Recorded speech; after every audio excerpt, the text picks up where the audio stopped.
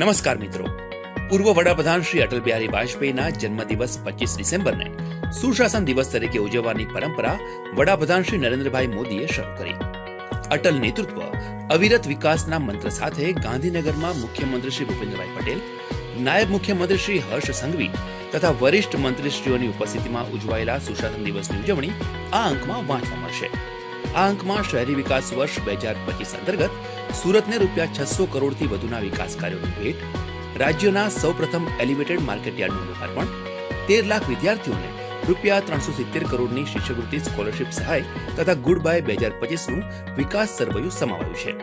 આ ઉપરાંત અમદાવાદને મળેલ પ્રથમ સ્વદેશી મેક ઇન ઇન્ડિયા મેટ્રો ટ્રેનની ભેટ, કાંકરિયા કાર્નિવલનો શુભારંભ અને પ્રજાહિતલક્ષી નિર્ણયો જાણવા માહિતી ખાતાની સત્તાવાર વેબસાઇટને જરૂરથી જોશો. જય જય ગરવી ગુજરાત.